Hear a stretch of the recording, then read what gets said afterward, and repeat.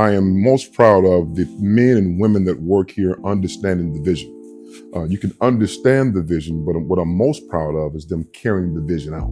And they're doing it in a systematic and methodical way by coming together, asking questions of understanding of the things that they don't understand, and making sure that they're walking slowly to ensure that we don't miss anything along this long journey and marathon that we're taking together. So I look at milestones as challenges in terms of how we are able to go through challenging times. And we've been through several in the last year.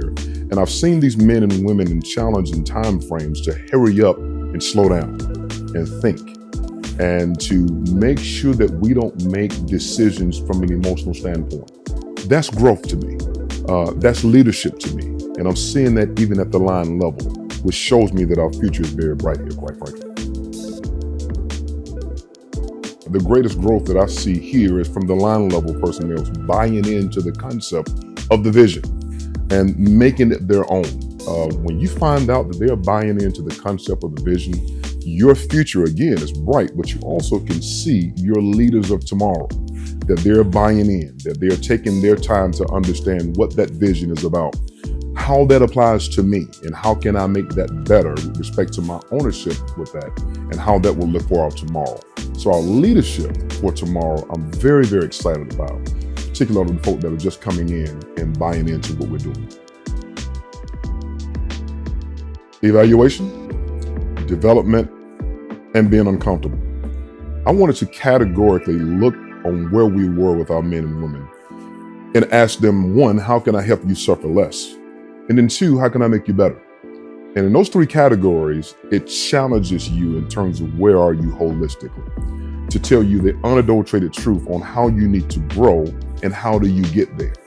And the last one of those I said, which is being uncomfortable. You only grow in an area of being uncomfortable. And so I believe that one plants a seed, one tills the soil, and hopefully the community reaps a harvest if we are doing those things consistently. Evaluating each other, developing each other, and staying uncomfortable, we'll continue to grow. Personally, I've done a pretty good job of understanding that we're human first. I think we miss that from a law enforcement perspective, and oftentimes the community miss that. I want folk to understand that we are people. We have feelings, we have issues, we have concerns in our personal lives, and to be able to separate that and yet put on the uniform and lead and relate with compassion and empathy. That's a challenging thing to do, but it's certainly needed now in the world that we're living in. We're needing to understand people and meet them with compassion. And when we do that, we form a partnership. We form a bond of understanding. And it makes our job a lot easier from a law enforcement perspective, that we understand each other. I feel what you're feeling. I understand what you're understanding. And you certainly understand what we need to do and the reasons that we are here this evening. We're showed up in several ways in terms of making sure we hold each other accountable.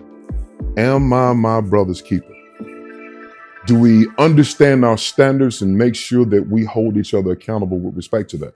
We said oftentimes here that iron sharpens iron unless you're paper. We want to make sure that any paper we can negate and continue to create iron to understand where we should be, because it's challenging to be iron all the time, but that's the expectation. And so with respect to professionalism, I want us to understand what we are called to do, what we're called to be. How should we look? What is our mindset? How should we be focused when we come to a scene, to a jail, or to the courts, or to your home? That's challenging to do and still maintain and be at a very high level. But that's the expectation, that's the focus. You only do that when you look at a person from their holistic standpoint of who they really are. When you look into the person, it's always more than what you can see. We need to continue to look at our people as human beings first and understand who they are from a family perspective, and then understand who they were called to be from a professional perspective. We can continue to separate those, but yet understand both categories. We'll become stronger together. With respect to accreditation, there's three areas we want to focus in on. There are approximately 3,083 sheriff's offices nationwide. Only 42 of them approximately have what we call the Triple Crown. which means they are accredited in all three areas. That's our goal. That's our focus, because that puts us in a conversation of being in the top 1% of the nation. We have the men and women to do that.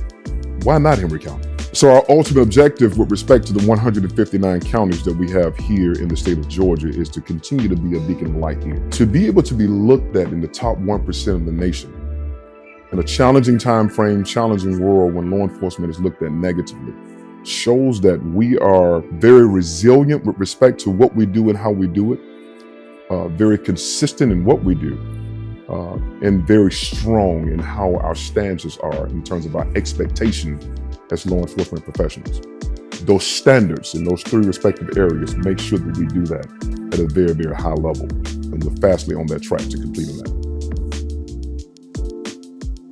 Particularly with respect to the jail and courts and field are the people that you see, but more specifically with the courts and the jail. It's a city within a city.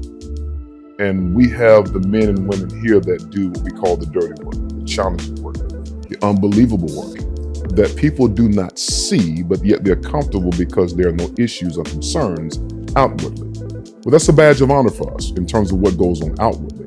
But we understand the challenges and the mindset that our people experience inwardly. And it's important that we continue to try to calm the waters with them, address who they are, what their needs are, where they are psychologically and emotionally, and to ensure that they get what we call me time, mental and emotional time and awareness, to make sure that they are able to consistently do their job in a very challenging environment. We try to make sure that environment stays clean, stays respectable, and to ensure that the folk that visit us, unfortunately, understand that our standards are very high and they certainly won't be compromised, nor will you put our staff in danger while you're here visiting in your transition in life. Well, my top priorities is to make sure that our people are whole. That's number one. We're in the people business. The other priorities will take care of themselves. If you take care of your people, everything else will take care of themselves. And that's the little things. How are you in life? How is your family? How is your growth as a man or a woman individually and holistically? How are you as a mother? How are you as a father or a brother or a cousin or a sister? If you take care of those individual needs as a person, the rest of our goals are secondary. So my ultimate goal is to look at the person or the people that I have been directed or assigned to give oversight to and ensure that they are better because they have met me or I have met them. If not, then we have failed, and we certainly don't want to do that. So my focus overall is the holistic nature of the people that are assigned to me during this season to ensure that they're better people first. Well, the lessons I think that we've learned is don't repeat our mistakes and learn from them. How do they affect us? How can we dissect that? How can we really look at mistakes and say that was a mistake? And oftentimes people don't look at their challenges, thus some of the reasons that they never become better. We want to look at those things that were mistakes and reward the things that we did right and put them in separate categories. I think that we've done that along the way, and then understand in the middle that there's growth. If we continue to do those and keep those two categories separate, we'll continue to move forward. Well, I want this year to be remembered that we understood and we've learned from the previous years before, that we understood our mistakes, we've learned our lessons, and that each and every year should be progression. That is a good feeling for me to see that over the last 5 years, that each year was a level of growth. Each year was a level of expectation that we in fact reached. Each year was a level that we looked at and said, okay, we're better than that. Even though the year prior to was a very high level that we completed. So as long as we continue to progress, and hold each other accountable, and make sure we continue that iron sharpens iron, there's nothing and no one that we cannot elevate, and there's nothing we cannot achieve together.